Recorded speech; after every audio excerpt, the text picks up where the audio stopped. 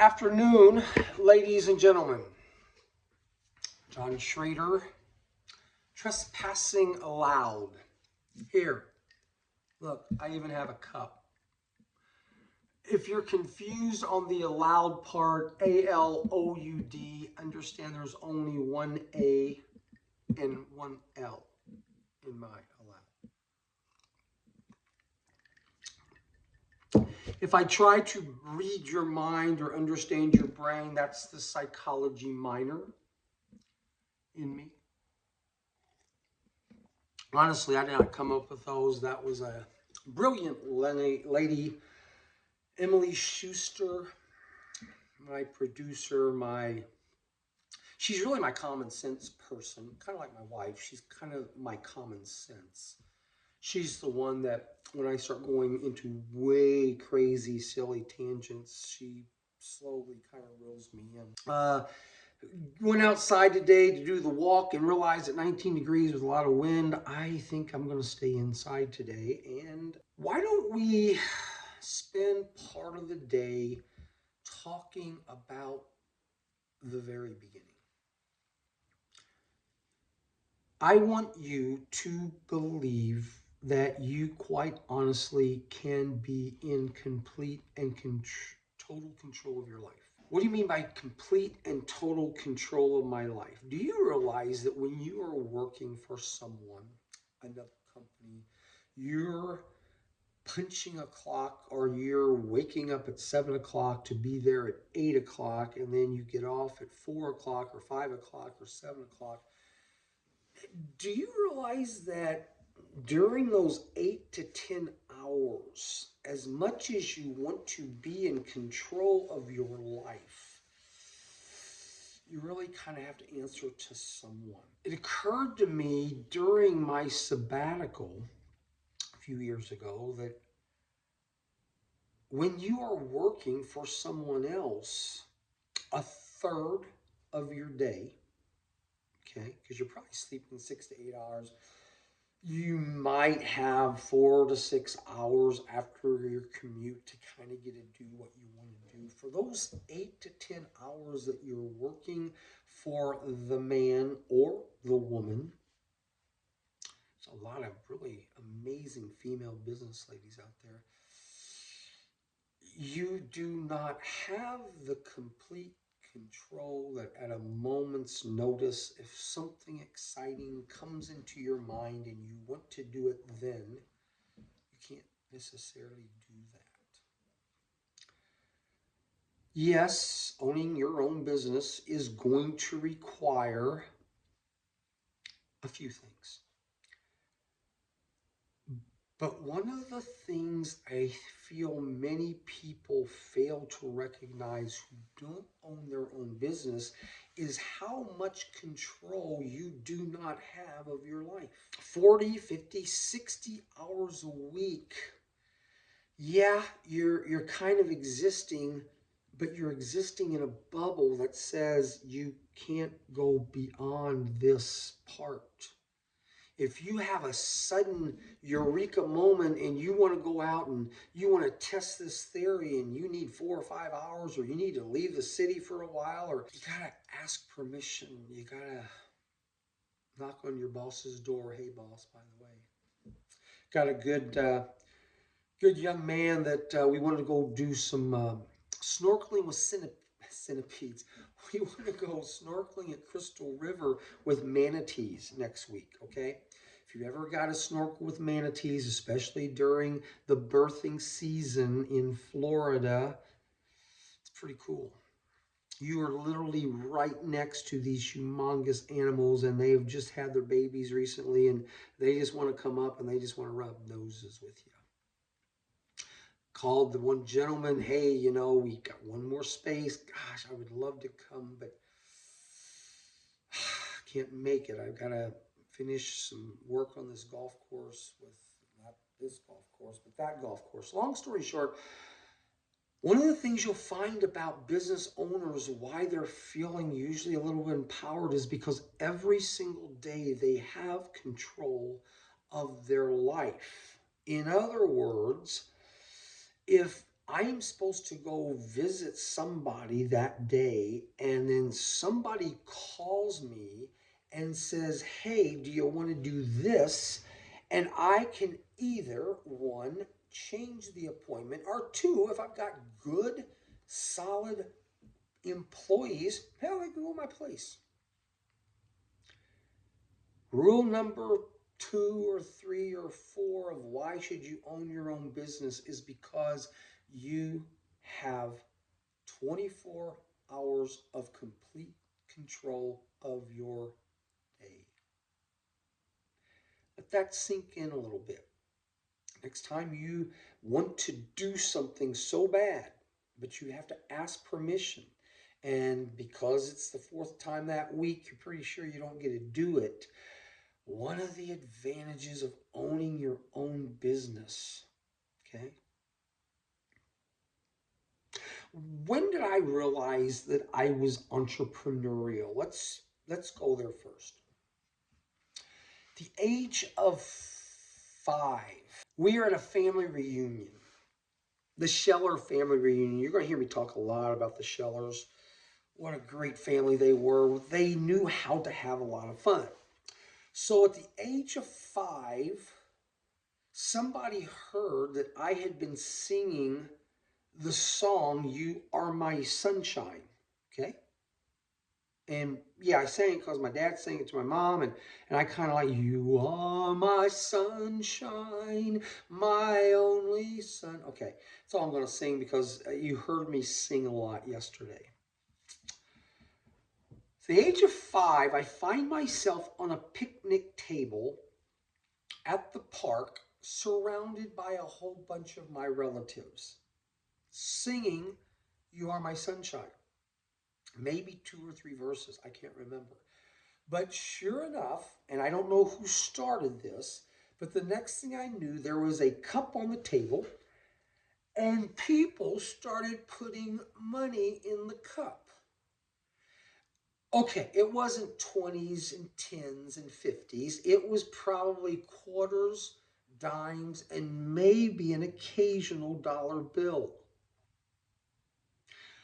I'm just singing on a table. Next thing I know, I got a cup full of money, 5 years old. Man, I think I love this singing career, okay? Here's the funny part, the sad part. Here is the disastrous moment. So my mother decides, hey, we're going to put this money, because I don't want you to lose it, we're going to put this money in the cooler, and the cooler, so tonight when we get home, you can have your money. I didn't even count it yet. Didn't need to. I was just too darn excited about it. I knew I now had a singing career. Get home that night. Hey, Mom, hey, look in that cooler so I can get my money. And sure enough, as my mother opens the cooler, guess what wasn't there? The cup with my first royalties of my singing career was gone. Every bit of it. There wasn't even a couple pennies at the bottom under the ice. Easy come, easy go. All right? I will someday, after he's gone and passed away, I'll tell you my theory of who I think took it, but easy come, easy go. My next encounter, which is a little strange, going to a Catholic grade school, I had somehow convinced certain individuals in my 5th grade class that they shouldn't be cussing at recess. To the point where I don't know how I did it. Maybe this is part of the persuasion that I've always had, but I had this rule. If you said this word, it was a nickel, this word was a dime, and this word was a quarter. And for a short period of time, I was making money by convincing people that if you cuss and you paid me money, it's kind of like going to confession. They used to call me in grade school Father John because, yeah, I just kind of, was one of those kind of kids that you shouldn't say bad things, because my parents told me I shouldn't. My brother told me I shouldn't. And so, again, entrepreneurially, I was making money, getting money from some of my classmates. Was it enough to go to college on? No, it wasn't. Was it enough to start a new lawn mowing business? No, it wasn't. But I learned very early on in life that I like making money and I like trying to figure out ways to do it. Got a little older, started mowing yards in the neighborhood. Okay. I think $7 for the 1 yard and $6 or $8 for the other yard. And after about 4 or 5 yards, I was bringing some bucks. It was their lawnmower, their gas. I had no liability insurance.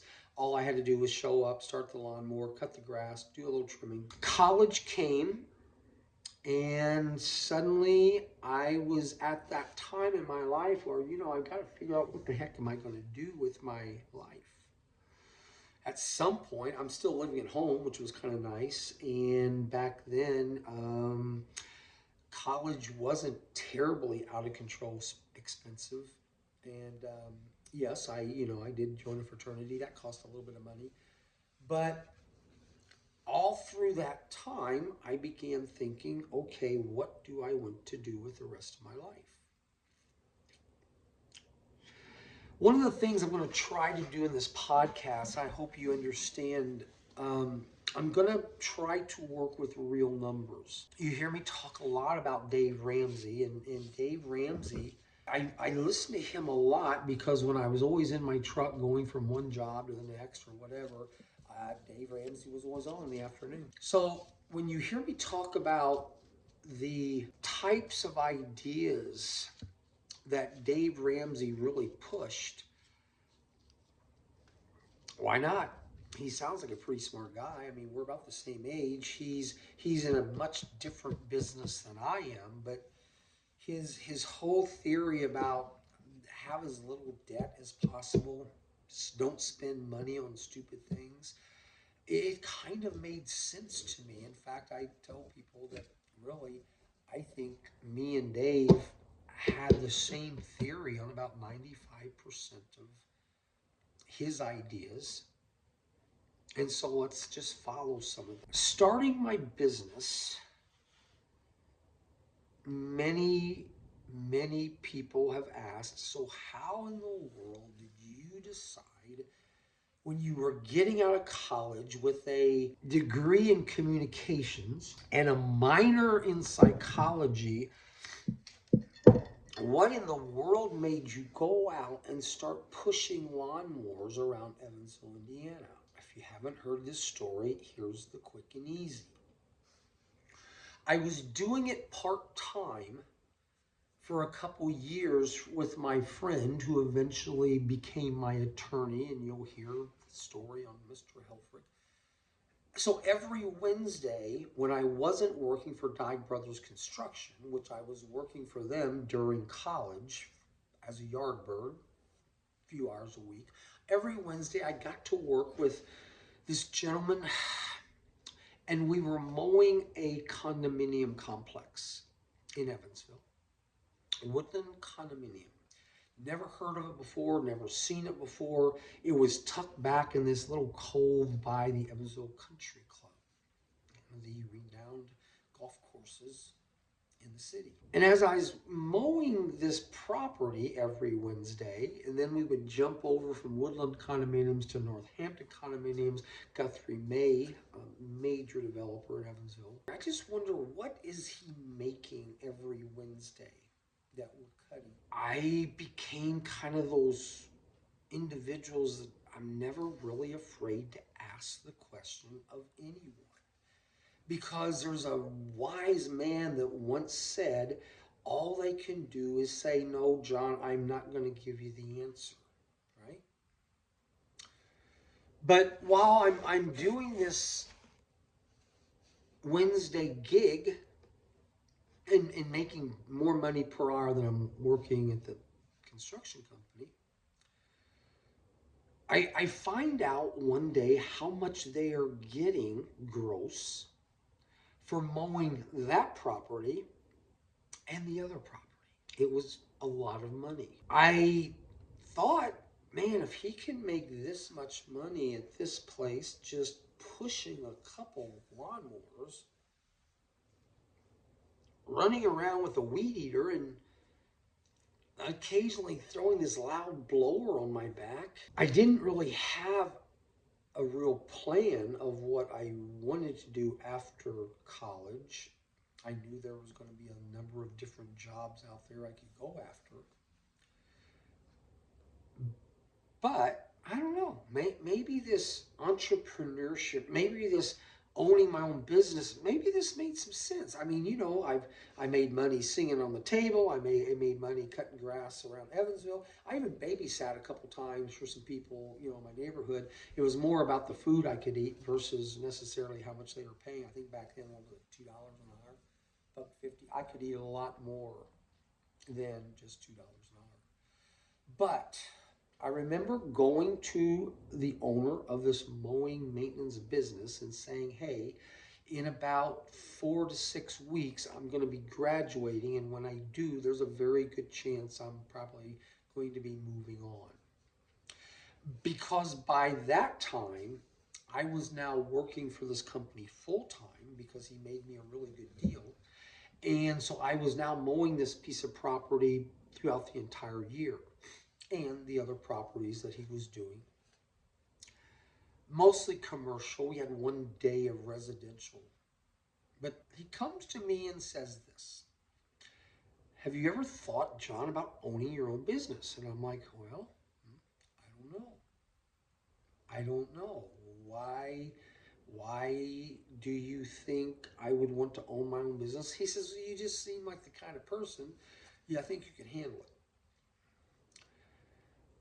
Long story short, we were making in 1 day, mowing these 2 properties, grossing, okay? But it didn't take a math genius to just deduct a little bit of money here and a little bit of money there. It didn't take long to realize that between $700 and $800 was being made by 2 guys pushing lawnmowers around a condominium complex in 1 day. It may have been a 10-hour day, depending on how much the grass was growing, but 1983, $800 a day gross, minus $22 in gasoline, minus what it's going to take if I pay another person to help me.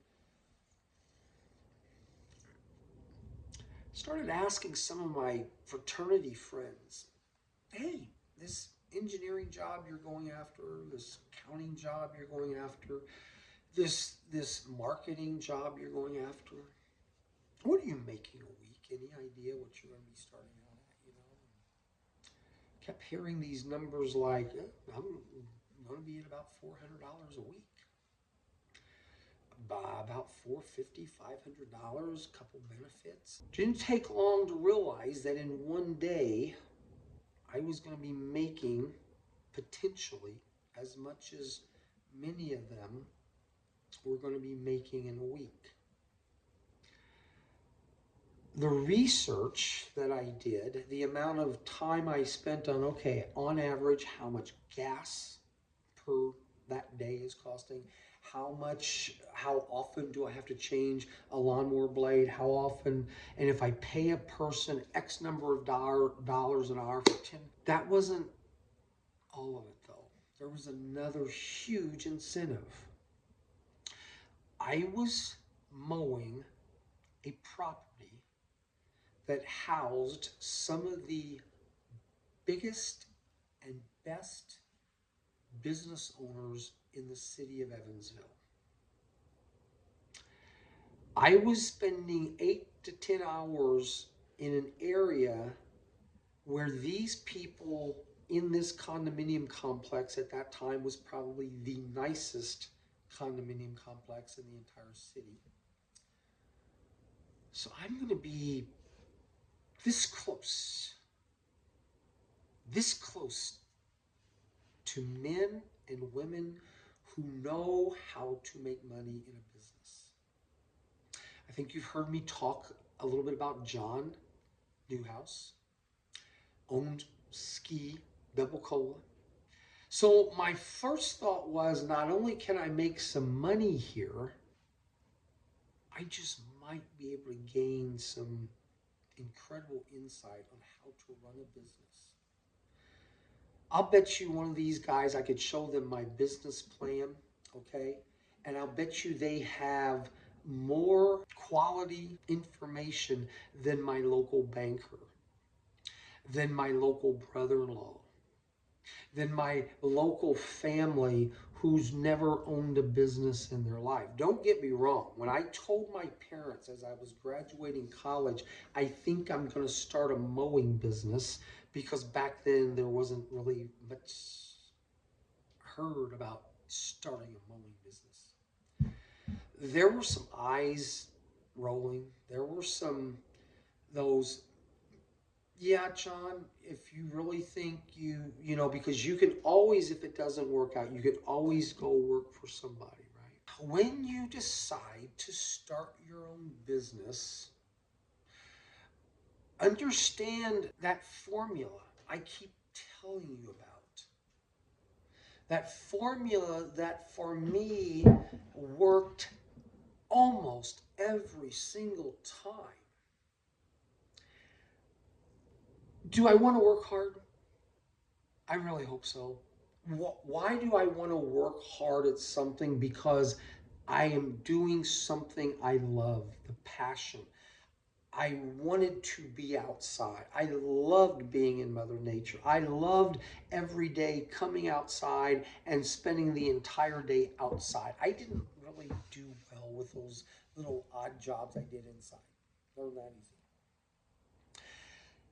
If you do not want to work hard at something to be successful at, I am not the person you need to be talking to. If you think that lottery ticket you keep buying every week is going to be that perfect formula for your life, good luck.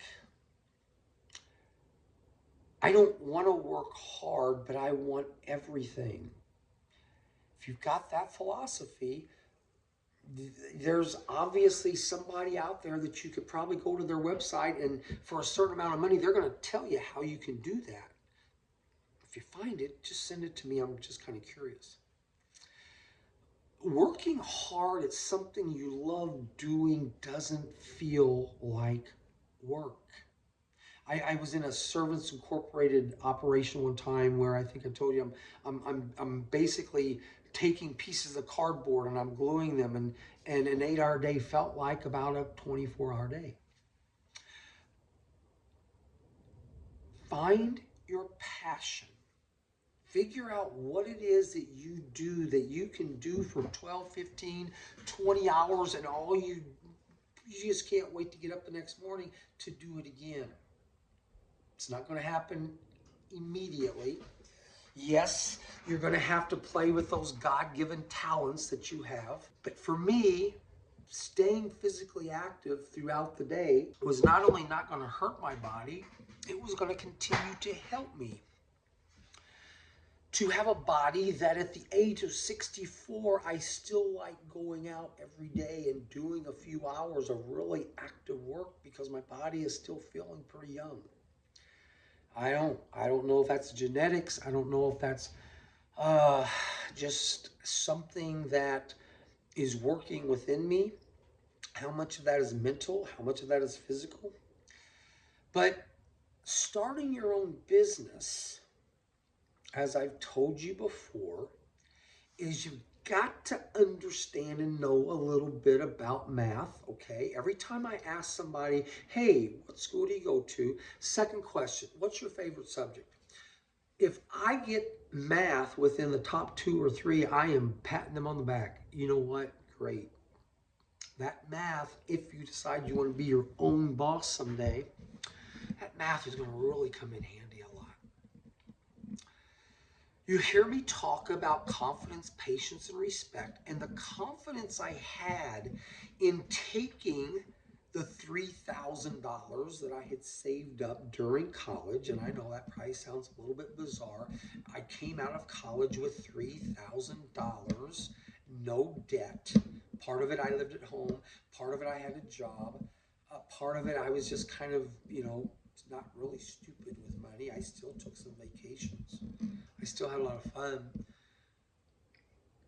But having the ability to take $3,000 as a down payment on this business that I knew one day, not every day, but at least on one day, I could make more money in 10 hours than a lot of my friends were making in an entire week.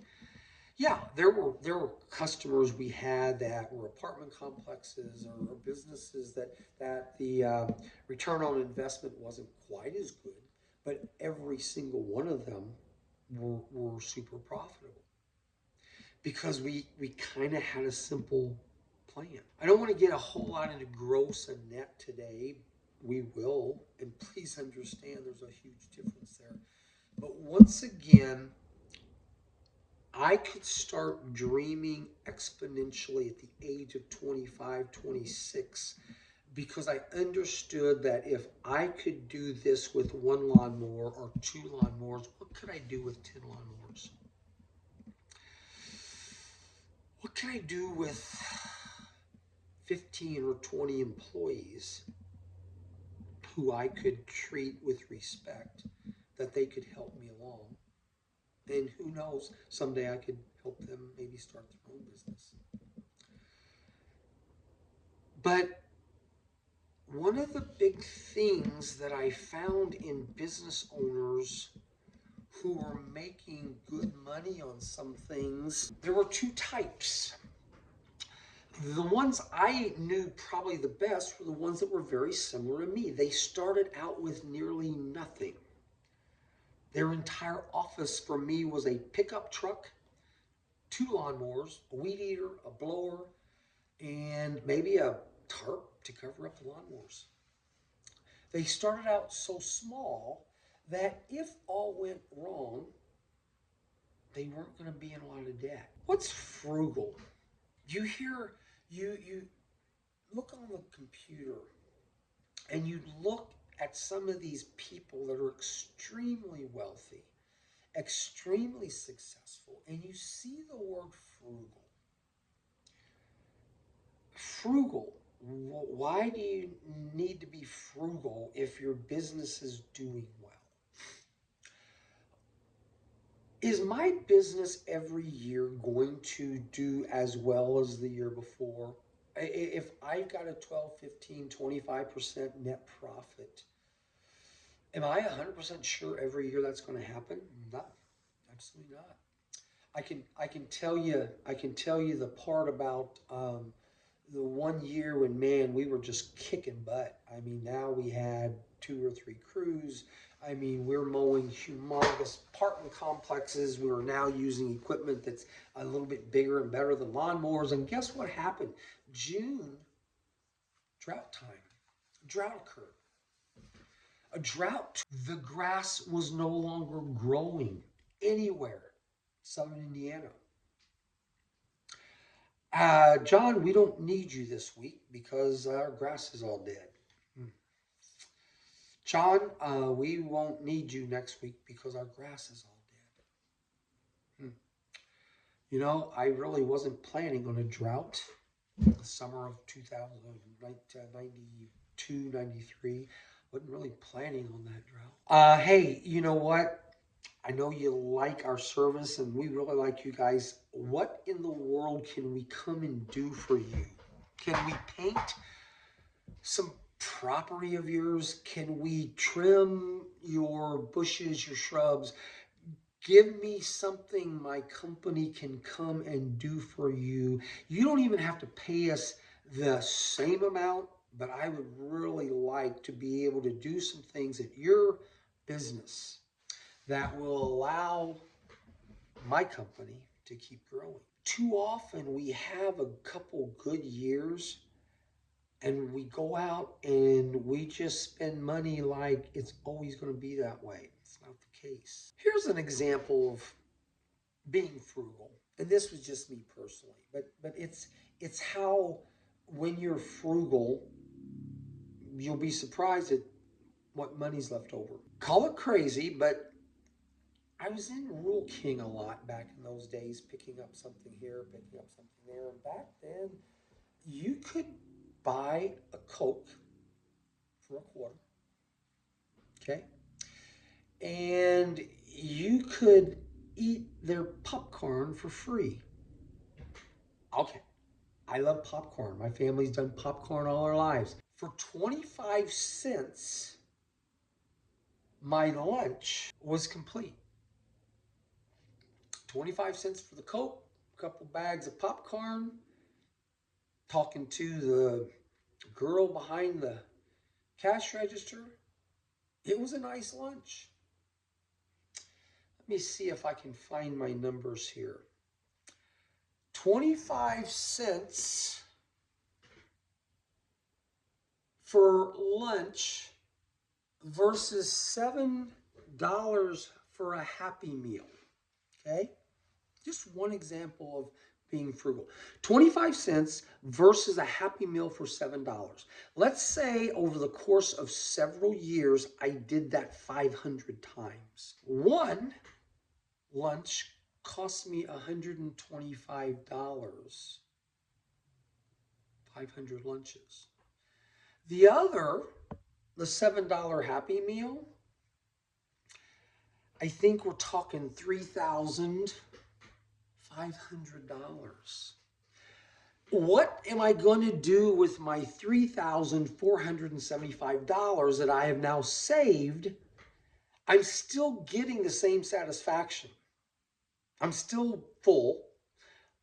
I'm still happy because actually I think I like popcorn even better than a Big Mac. When you find things that you can be frugal with, and don't get me wrong, I wasn't going out every day saying, hey, you guys want a great meal, go into Rule King and I'm telling you, 25 cents and you'll be full. By aisle 9, you'll be full. You really will.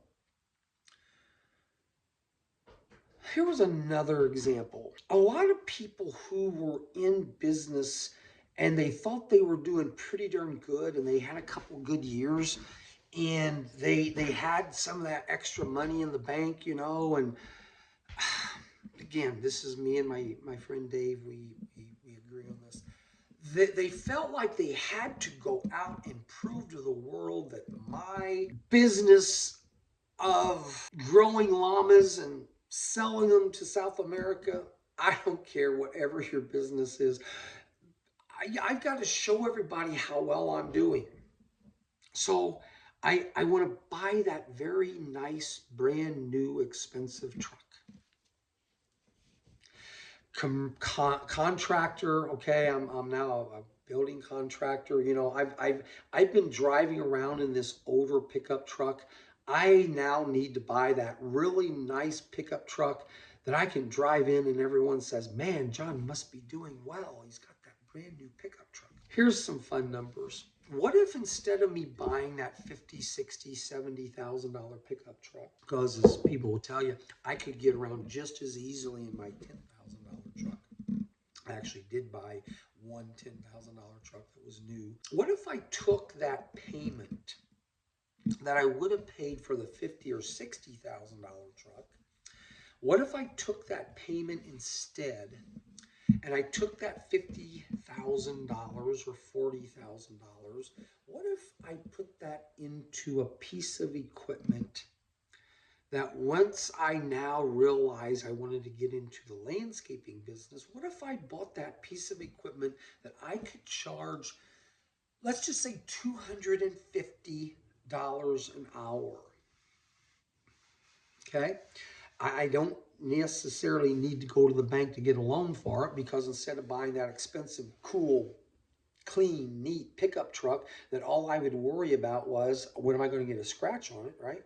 No. I now buy a piece of equipment and I find a good guy that knows how to operate it. And now I'm able to build water gardens and waterfalls. I'm now able to go out there and do the landscaping on a scale that's a little bit more than just a shovel and a rake and, you know, a broom.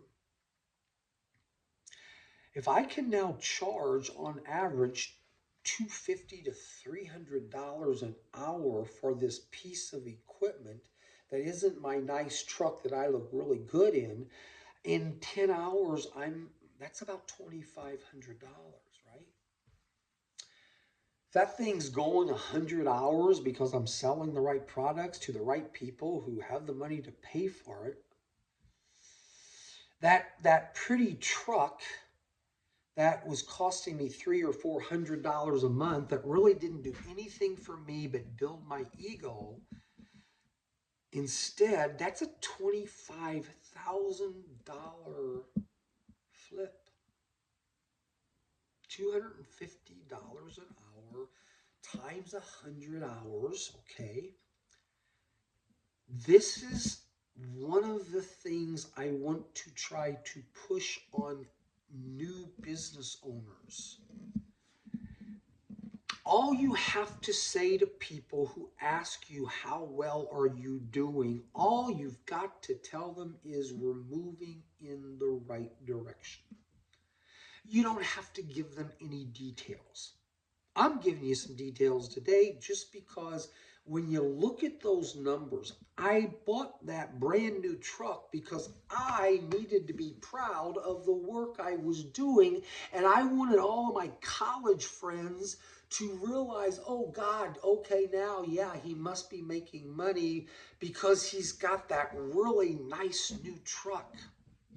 Well, I didn't really care, because I would rather drive something around that if I wanted to go off-road, if I wanted to go under, if I wanted to be very efficient and not worry about the scratches on my truck. The one truck I drove, gosh, 310,000 miles, okay? Dodge Dakota, bought it for 310,000 miles, then my odometer quit, okay? Then I drove it for another year and a half, and all of my employees, they kept coming, why don't you buy a new truck? You deserve a new truck. Why do I deserve a new truck? I'm super comfortable in this truck that now, over 310,000 miles, why do I need to buy a new truck? I knew that there were a lot of customers out there that when I talked to them and they would look out over at my truck, their mind wasn't, well, John must be charging way too much money because he has a pretty medium value truck. Time and time again, I just saw business people that were making those stupid decisions because they had a great year or they had a great 2 years, and they didn't realize that the drought may be coming. And sure enough, they were putting the sign out, business for sale or closed or whatever. You're not always going to make the great decisions, right? So one of the other rules I had was that if I had, let's just say, 30 or 40 or $50,000 laying around, okay, that I could experiment with, play with, use, I wasn't one that would say, hey, so and so, here's $50,000, help me make some money. One of the things I knew about John Schrader was John Schrader wanted to do a whole lot of different things. That's always been who he is.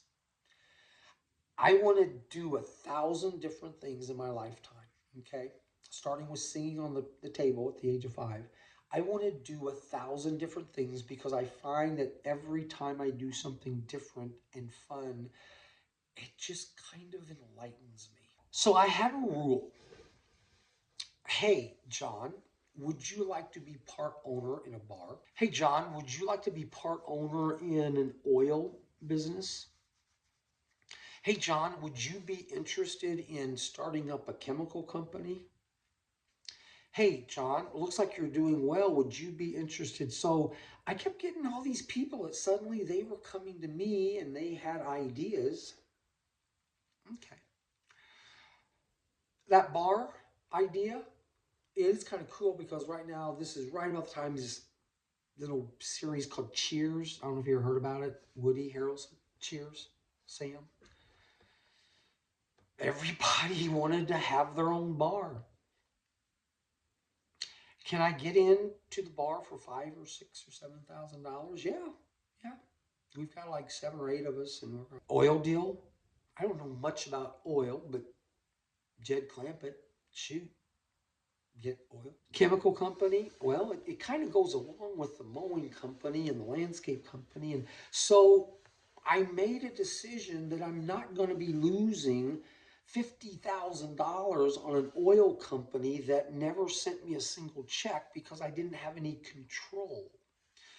I'm not going to lose $50,000 on a bar because no one told me that if you're having a bar and your bartender goes to sleep one night. I felt pretty comfortable as things were getting better and better of, you know what, I will take that $5,000 risk.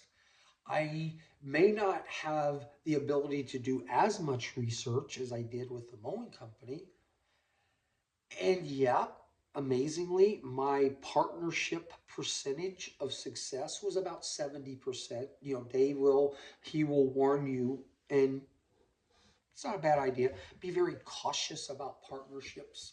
Okay. They don't always go well, but my track record was pretty good. 70% of the partnerships I was in, we made money. And not only did we make money, we made friends. Not only did we make friends, we made memories. Some amazing memories. Just because you have that extra money that you think, oh my gosh, I've got this business thing figured out, don't go crazy with it. Don't go crazy with that money because I promise you the drought will come. Self-deprecating moment. Here's a good one. As my business was growing and more employees, and before we really got big into the landscaping, we had the problem of winter. Okay. Winter time was coming, and if you were a maintenance company, a lot of your maintenance customers didn't need you in December, January, and February. Snow, yeah, snow removal. If you want to do the snow removal, and boy, we did a lot of it. That machine I was telling you earlier at $250 an hour. Now I've got 10 of those machines out there going crazy during a snow. Yep, some of them I had to rent, but snow could be white gold, we call it. White gold.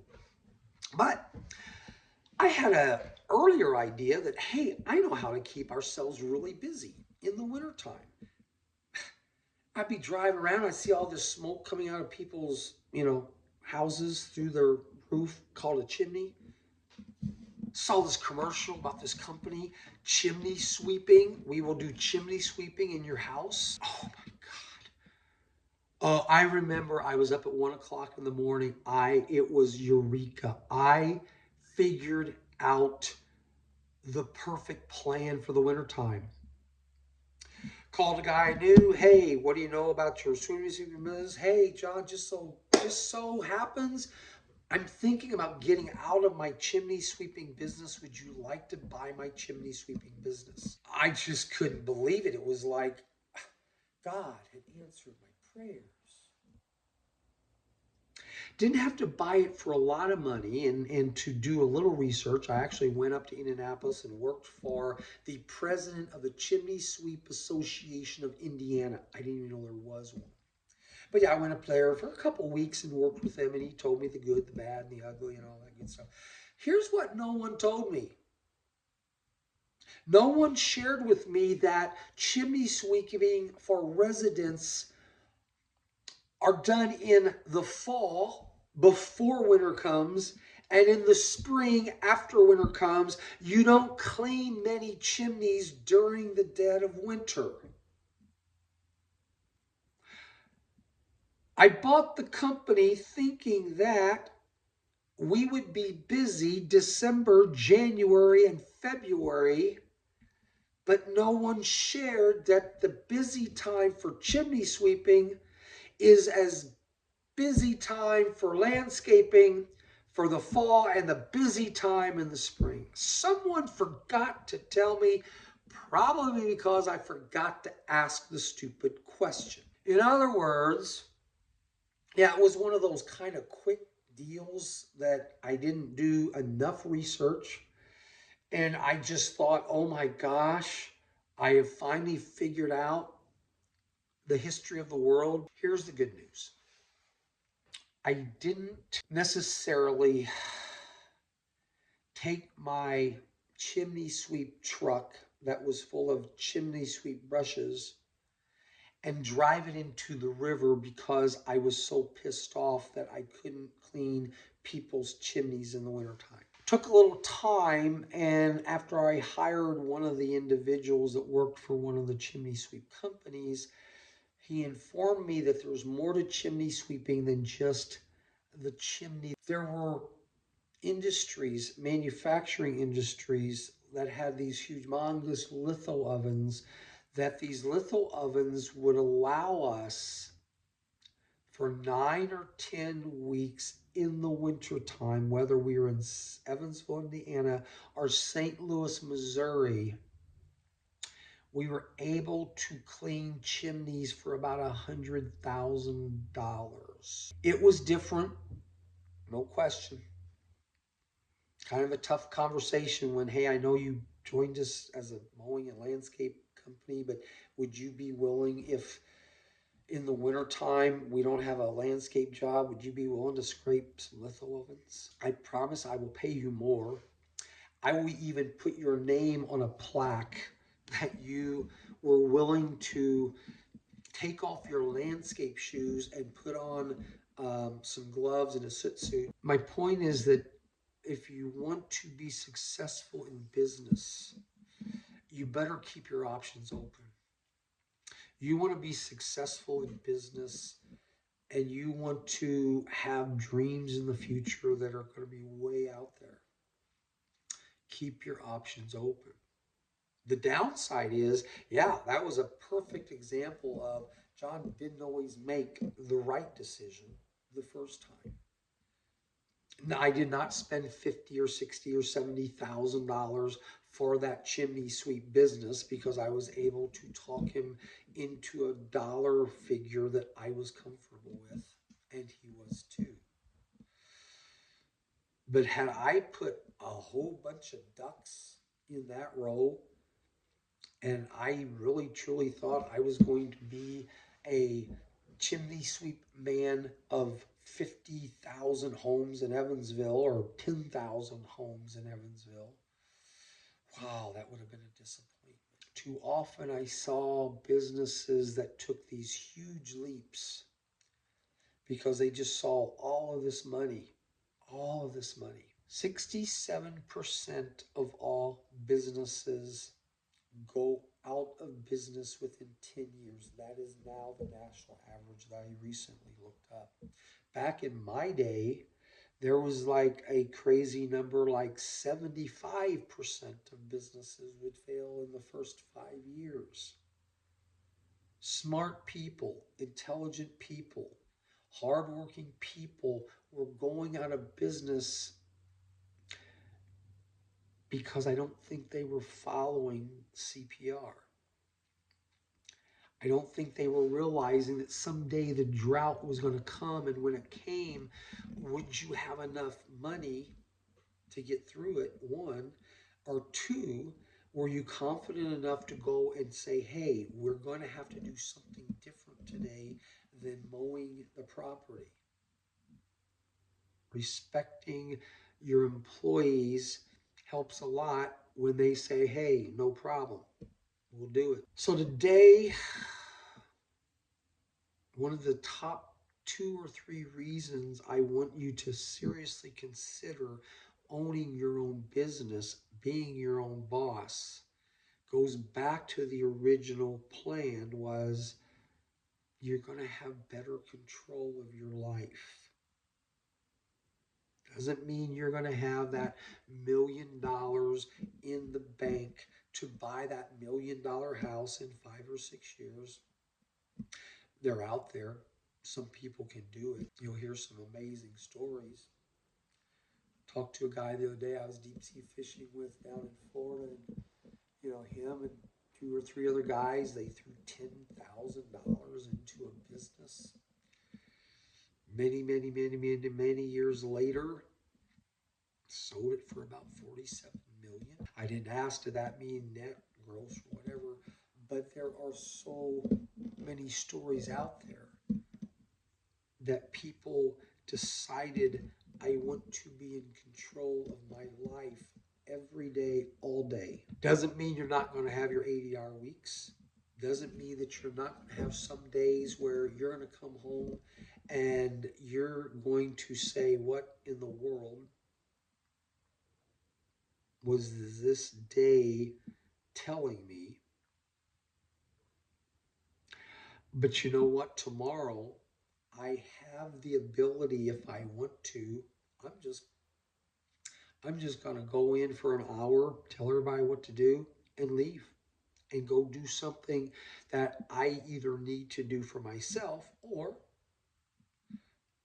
maybe I'll talk to somebody about opening up a bar. Real quick, Pillow Guy. You ever want to read an amazing book about a guy that just never quit, never quit, never quit? Mike Lindell. Who would have ever thought? I think something like that. You have within yourself the ability to be in control of your life. If you're 75, 80 years old and you're hearing this for the first time and you're wondering what to do, maybe this is a podcast you want to tell your grandchildren about or your great-grandchildren about. Capitalism is duplication. If I can duplicate myself by providing a service or a product, and I can make some really good money at it, but I'm patient enough to understand that all the days are not going to be good. I'm not going to jump into a business because my heart is saying, I really want to open up a mermaid retail store because it's $1 billion business and mermaids are killing it. In a few weeks, I'm going to be going deep sea fishing with a man down in Florida, and his first mate is his wife. And his first mate, he says she loves this whole mermaid thing. She's got a $1,300 mermaid tail. Don't get me started on mermaids. Don't get me started that I think manatees were the original mermaid, that sailors had been out to sea so long they saw the manatees. And you know, we all have to fantasize about something, right? Just because the mermaid business right now is killing it and it's $1 billion business, don't go out and put a second lien on your house to start that $250,000 mermaid business because you just like that movie Splash. Remember Daryl Hannah, Splash? Be confident in your decisions by doing your research. Work for that company for a year or two. Work for the person that you want to be like someday. And don't be afraid to ask him 100 questions. And if he keeps saying, shut up and I don't want to answer any of your questions, then maybe you need to find someone else out there who has a similar business that you can go work for so you can ask some questions. I probably would not have started a mowing business after college if I didn't understand that in one day pushing $200-300 lawnmowers around a complex, and yes, sometimes I had to bag some of the grass, I'm pretty sure I would not have started my business had I not realized how darn much money he was making that day. But more importantly, I was spending one day a week with some of the most brilliant businessmen in Evansville. And I had the confidence to go up to them and say, hey, would you like to look at my business plan? Hey, what would you suggest I do with my business plan that's not going to be easy, that maybe I can expand into this and this and this and this? Wow. Those guys were amazing. And guess what? They didn't charge me a dime. In fact, they even fed me and gave me drinks while they told me what they would recommend for me. It wasn't always easy, their plan. But they all kind of said the same thing. John, do you really think we started out in Woodland condominiums when we started our business? Do you really think when we were 22, 23, 24? No, we weren't there. It's going to take some time. But if you follow these rules, you may just someday be able to do some amazing things. I was not listening to my brother-in-law. Wasn't listening to my uncles or my aunts. I wasn't listening to the people who had never owned a business in their life, and all they thought about business owners was bad, bad, bad, bad. They're crooked, they're wrong, they cheat, they're just bad. No, don't ever own.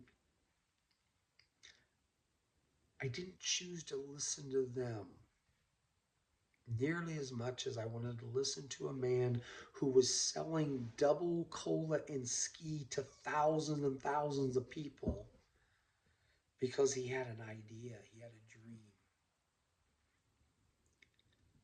Who do you listen to?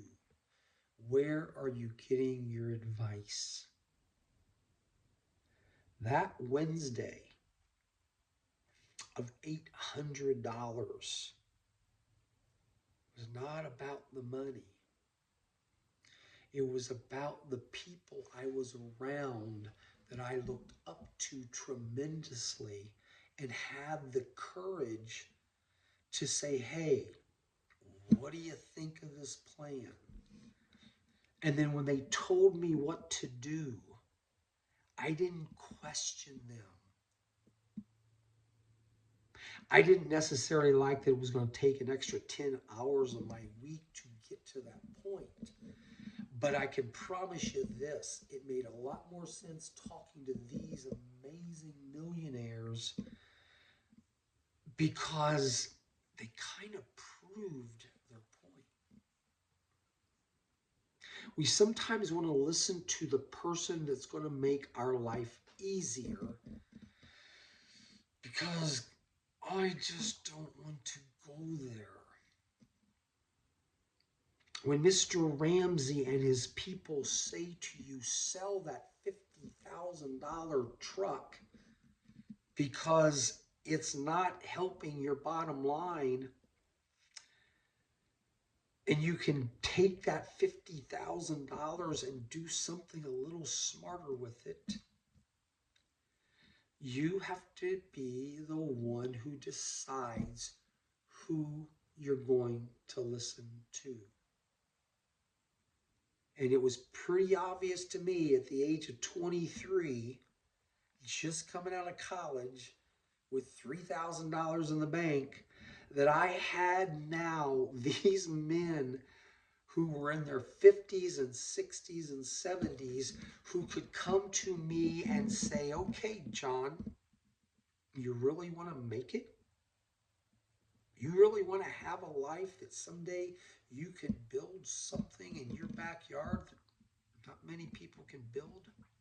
You want to do something so well and be able to treat your employees with such respect that you're even helping them start their own business? You better believe it. Let me get my notebook and let me write this down. I am here at this stage in my life having an incredible amount of fun, still doing things that every day I'm like, this is just great. Kind of the way I planned it when I was 30 and 40 years old. But my calling, if you haven't heard me say it time and time again, those guys in college that said to me, John, you need to be a teacher, a teacher, a teacher. Well, here I am, class. I'm not telling you everything I teach you you're going to like. I'm not telling you every suggestion or every bit of advice you're going to take in. I'm definitely not telling you that this is the easy way to make a lot of money and the easy way to have a dream and follow it. So someday, somebody up there, way up there, way up there, John, I gave you a God-given talent of a bit of articulation. Why don't you take that and why don't you tell whoever wants to hear your suggestions on how a guy can start out with a push mower and a pickup truck and a weed eater one day, and then some days mowing 15 acres with a lot of synthetic turf and a lot of waterfalls and a lot of koi. And I don't know, maybe there is a mermaid in the lake. People keep asking me. I'm here to teach you the best way I can. I am not Dave Ramsey. Dave Ramsey has John Schrader's net worth with a few extra zeros on it. And I have such respect for him because that didn't come easy. And he doesn't always tell people what they want to hear. Dave Ramsey tells us what we need to hear. And God, sometimes he just makes me mad that I gotta sell that stinking beautiful truck that I get to drive on Sunday, and people do that. But I still owe $48,000 at 12% interest, where I just passed that guy on the highway. He's working on a Saturday and he's got that excavator out there. And I mean, his truck didn't look all that nice, but I wonder what he's making with that excavator. Making any sense? So, I love my excavator. I love my God. I love this country. You know, I love my family. I know I drive them crazy. You know, Tammy said, no, you can't just semi-retire and just do nothing. You've got to do the podcast. You've got to write the books. You've got to tell the stories. Go out there. Make a decision. Am I ready to start being in control of my life? I know it's going to take a lot of time. I know I've got to do a lot of freaking research. I know I got to be brave enough to ask a whole lot of people, a whole lot of questions, and then I've got to realize that I have to research their answers. I want so bad to turn on the computer day in and day out, and I want something to pop up that all I have to do is press that button and the cryptocurrencies and the millions of dollars just start coming over my head. And if you find that, send it to me. I'll give you 10% if it happens to me. Trespassing aloud says that sometimes you have to be loud. Sometimes you just have to have that dream and say, I'm going to go after it. But let me listen a little bit more to your podcast, John, so I can try to do it maybe in a way that I don't have too many really bad days when the grass just stopped growing. Have a great day. Great talking with you. Look forward to speaking again on another topic. But now go out there, start dreaming a little bit. It's not a bad thing.